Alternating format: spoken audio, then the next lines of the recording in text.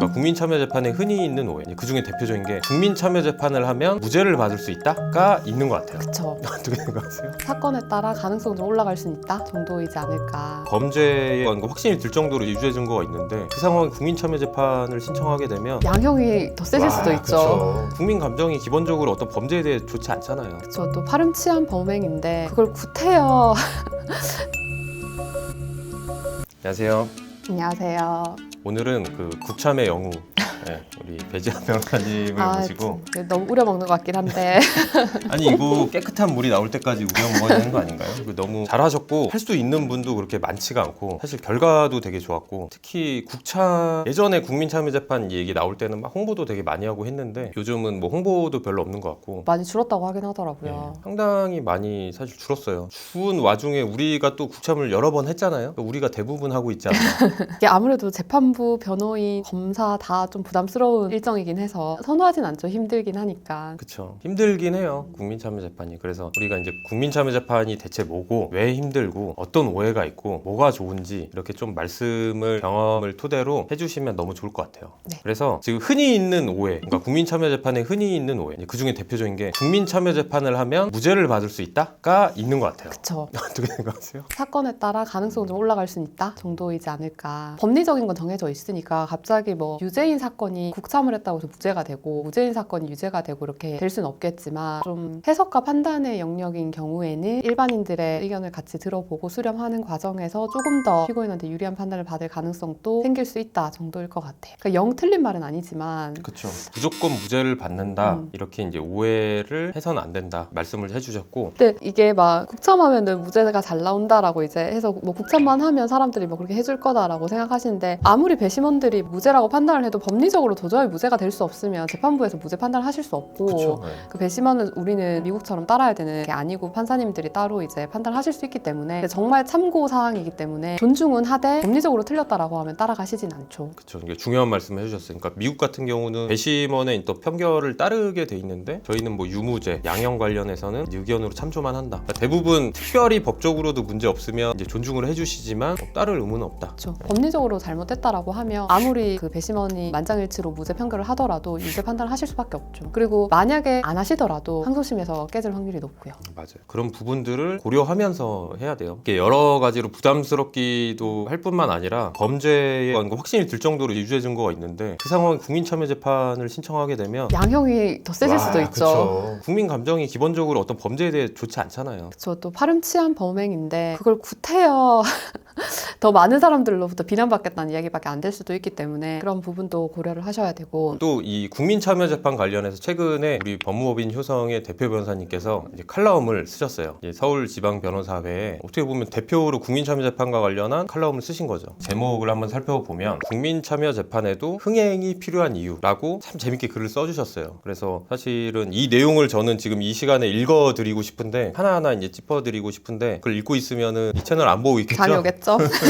그래서 링크를 통해서 국민참여재판이 궁금한 분이나 혹은 필요한 분이 좀 도움을 받을 수 있지 않을까. 그래서 한번 참고를 해주시면 좋을 것 같고. 국민참여재판은 원하면 다 할 수 있나요? 그렇진 않죠. 원한다고 해서 다 할 수 있는 건 아니고 작은 사건들까지 뭐 다 할 수는 없고 일정한 사건들에 한해서 이제 의사를 물어보게 되고 본인들이 이제 원한다 신청을 하게 되면 하더라도 이제 재판부에서 허가를 해주셔야 되는 거죠. 이 사안이 국민참여재판으로 진행하기에 적절한 사안인지. 왜냐하면 또 사실 나쁜 의도로 재판을 지연하거나 뭐 그런 불순한 의도로 국민참여재판을 진행하려고 하는 사람도 있을 거고 또 국민참여재판을 진행하기에 내용상 너무 피해자가 너무 어린 미성년자라거나 너무 죄질이나 이런 부분들에 있어서 공개하고 일반 배심원들을 참여시키는 것이 좀 부적절하다라고 판단이 되면 재판부에서도 이제 불허하실 수 있어서 모든 사건을 다 할 수 있다고 말씀드릴 수는 없을 것 같아요. 그러니까 시도를 해봐야 되는 거네요. 국민참여재판을 어쨌든 저희 같은 경우에는 많은 일반인들의 관점을 그 재판에 끌고 들어오고 싶고 그게 우리한테 유리하다라고 판단이 되는 사건에 한해서 당사자와 의논을 해서 신청을 해보는 거고 저희도 신청을 했는데 다 받아들여지진 않았었죠. 맞아요. 저도 그러니까 기억나는 게 있는데 지원의 사건이 있었는데 이제 국민참여재판 이제 허가 여부를 결정하기 위해서 이제 본원으로 이제 넘어갑니다. 그래서 본원까지 넘어가서 이거 국민참여재판 이제 할 수 있겠다 이렇게 했는데 국민참여재판이 적절하지 않다라고 해가지고 결국엔 이제 국민참여재판을 이제 못했던 사례도 있긴 있었어요. 그래서 신청한다고 다 되는 건 아니고 최종적으로 법원의 이제 결정이 필요하다. 그러면 이 우리 국민참여재판은 일반 재판이랑 좀 뭐 다른 것들이 있잖아요. 그러니까 서두에 변호사님께서 국민참여재판은 판사님도 힘들고 검사님도 힘들고 힘들고 변호사님들 힘들고 이렇게 다 힘들다라고 말씀하셨잖아요. 그래서 이게 힘든 이유가 대표적인 이유가 하나가 있잖아요. 그 이유가 뭘까요? 하루에 모든 걸 다 해야 된다는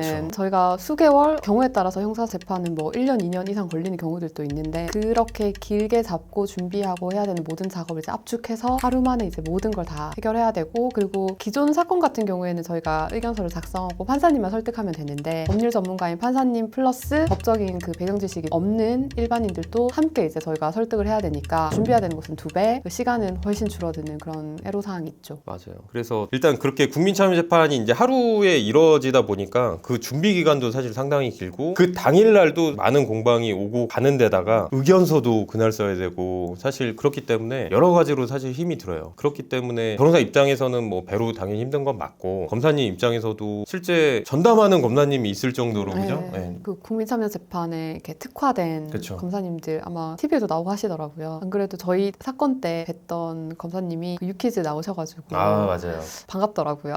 그러니까 저희도 그러니까 국민참여재판을 많이 하다 보니까 사실 그런 저희만 친한 검사님이 생기지 않았나 이렇게 생각이 들고 뭐 재판부에서도 이거 준비하고 이렇게 하루 만에 뭐 판단을 해야 되니까 뭐 어려운 것 같아요. 그래서 이런 어려움 때문에 국민참여재판이 처음에 어떤 의도와는 달리 이제 점점 이제 줄어들고 있는 게 아닐까 이렇게 생각이 들어요. 그런 상황 속에서 저희가 좀 이렇게 설명을 좀 자세히 해드리면 너무 좋을 것 같아요. 저희는 뭐 경험자니까요. 그 국민참여재판을 했을 때 일반 국민이 참여를 하게 되잖아요. 아무런 국민이나 이게 참여를 할 수 있나요? 물론 제약이 있기는 합니다. 왜냐하면 판사님이나 변호사님, 검사님, 뭐 가족이나 가까운 분들, 법조계 종사하시는 분들은 당연히 제외가 되는 거고 단순 벌금 전과 정도는 통과가 되는 것 같은데 전과가 있으신 분들은 제외가 되시는 것 같고 그 외에 평범한 일반 국민들은 모두 다 대상이 되시는 것 같아요. 뭔가 이 어떤 스펙을 통해서 편향적으로 보일 만한 분들은 좀 배제가 된다. 후보자들이라고 하죠. 배심원 후보자분들이 이제 그 질문지라든지 기본적인 인적 사항이나 배경들을 저희가 봤잖아요. 진행을 하게 되면 그렇게 봤을 때 굉장히 다양하신 분들이 있고 다만 그 형사 전과 기록이나 이런 것들을 기재하도록 되어 있더라고요. 그래서 간혹 벌금 전과 정도는 있으신 분들이 있으시던데 그걸 초과하는 범죄 경력은 다들 없으셨던 것 같아요. 그래서 그런 기준들이 마련되어 있는 것 같아요. 그래서 배심원 분들이나 배심원 이제 후보자들이 당일에 출석을 하잖아요. 그래서 저희 첫 번째 절차가 배심원을 결정을 이제 첫 단추를 잘 꿰야죠. 그게 정말로 많은 이야기가 오갔잖아요. 그때 저는 뭐 재밌어 하면 안 되긴 하지만 너무 재밌었어요. 그 수싸움이잖아요. 약간 그 국민참여재판 어쨌든 배심원이라는 게 가장 특징이고 핵심이잖아요. 어떻게 보면 가장 재밌는 부분이기도 한 것 같아요. 제가 봤을 때도. 네, 그래서 배심원들의 어떤 의견이 들어간다는 것은 판사, 검사, 이제 변호사의 의견, 전문가의 의견을 듣는다는 게 아니라 사람의 의견을 이제 들어보겠다라는 게 이 제도 취지잖아요. 그래서 저희가 생각하는 그 사람의 의견을 낼 수 있는 사람을 선택을 하면 처음부터 이렇게 드러내면 되나요? 안 돼서 검사님이 네. 또 끼어들으실 수 있으니까 그쵸. 서로 이제 계속 검찰에서 유리하다고 생각하는 집단과 변호인 측에서 유리하다고 생각하는 집단이 서로 다르니까 자기들이 원하는 그 집단의 사람들 남기기 위해서 질문도 하고 뭐 답변도 듣고 유도도 하고 하면서 이제 말씀하신 대로 이제 수싸움을 해야 되는 거죠. 이 사람을 선택할 것처럼 하다가 그래서 저기서 또 배제시키고 이런 것들 있잖아요. 그래서 어떤 장군 멍군 맞아요. 이런 것들을 보는 것 같았어요. 그러니까 너무 유리한 저희가 바라는 대답을 해주시면 검사님이 바로 아웃시킬 거 아니에요. 그러면 저희는 참 안타깝고 또 검사님한테 유리한 대답을 너무 이렇게 명확하게 해주시면 저희가 이제 또 죄송하지만 아웃을 시켜야 되고 뭐 그런 상황이죠. 어떤 시작부터 참 다이나믹했다. 그래서 이제 배심원들이 이제 정해지죠. 그래서 이제 절차 관련해서 이제 판사님이 이제 설명을 해주시고 사실 또 다이나믹하게 또 진행되는 어떤 절차 중에 하나는 그러니까 하루에 진행된다는 거 말고 그 중에 하나는 또 결국 배심원의 의견을 이제 재판부에서도 존중을 하기 때문에 이 법적인 상황들을 잘 풀어서 이제 설명을 해주는 게 너무나 중요하잖아요. 그래서 다른 때도 제가 한번 설명을 드렸었는데 우리가 이제 형사 사건에서는 유죄에 확신이 들어야지만 유죄 선고를 할 수 있는 거잖아요. 유죄의 어떤 심증이 50%일 때는 무죄를 선고하게 돼 있잖아요. 근데 과연 그 의심이라는 것이 뭘까라는 부분을 사실은 이제 법조인들은 대충 느낌으로 알고 있긴 한데 이게 법조인이 아니신 분들에게 이걸 설명하기가 되게 힘들잖아요. 근데 이거를 영화에서는 이제 이런 식으로 풀어내더라고요. 시신은 없어요. 근데 거기에 피 이 정도면 사망했을 정도의 어떤 흔적들은 있고 이 사건의 가해자라는 흔적들은 이 범인에게 나왔어요. 근데 죽었다는 어떤 시신 발견되지 않았어요. 그래서 이 사람을 변호하다가 마지막 최후 변론 때 저기 그 피해자가 걸어 들어옵니다 하면서 문을 가르쳐요. 그러니까 배심원들과 이제 방청회로 온 모든 분들이 다 뒤를 쳐다봅니다. 그래서 그 상황을 이제 설명을 해요. 이게 죽었다라는 확신이 있었으면 여기를 안 쳐다봤을 거 아니냐. 그러니까 죽지 않을 수도 있다는 의심이 있기 때문에 다 쳐다본 거 아니냐. 이게 유죄의 확신이 들지 않는 상황이다. 이럴 경우에는 무죄를 선고하게 돼 있다. 이게 법이다. 라고 설명을 하는 걸 보고 기가 막히다. 저 그런 설명을 하는 능력이 진짜 중요한 것 같아요. 특히나 그 국민참여재판에서 저는 더 큰 것 같아요. 그렇죠. 네. 그래서 그런 부분들을 우리 변호사님께서 아주 잘해주시잖아요. 그래서 뭐 사건에 대한 민망합니다. 설명 너무 잘해주셨고, 왜냐면 변론하는 방법들도 사실 중요하잖아요. 내 진심을 전하려면 진심을 전하는 그 방법도 중요하잖아요. 그래서 어떤 진심도 그렇고 그 방법도 너무 완벽했다. 감사합니다.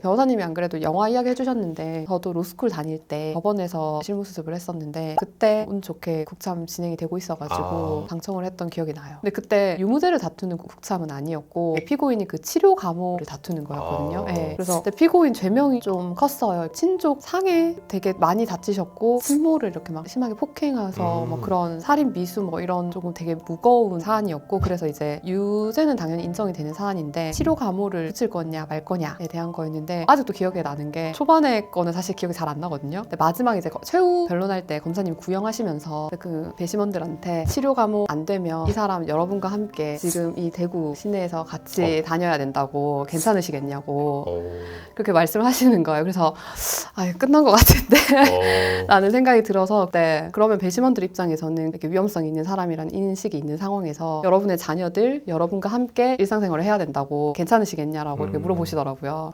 그렇죠. 국민참여재판이니까 할 수 있는 거네요. 네, 그래서 제가 결과까지는 보진 못했는데 아마 나오지 않았을까, 그랬을 것 같네요. 네, 라는 생각이 많이 들었어요. 그렇죠. 그 단적인 예네요. 어떻게 해야 되는지를 보여주는. 그래서 뭐 오늘 이제 국민참여재판 관련해서 이제 말씀 나눠봤는데, 저희 또 이제 국민참여재판 관련해서 특정해서 또 이제 설명드릴 게 있으면 또 다음에 그 주제를 가지고 와서 설명드리면 좋을 것 같아요. 네. 오늘 좋은 말씀 감사합니다.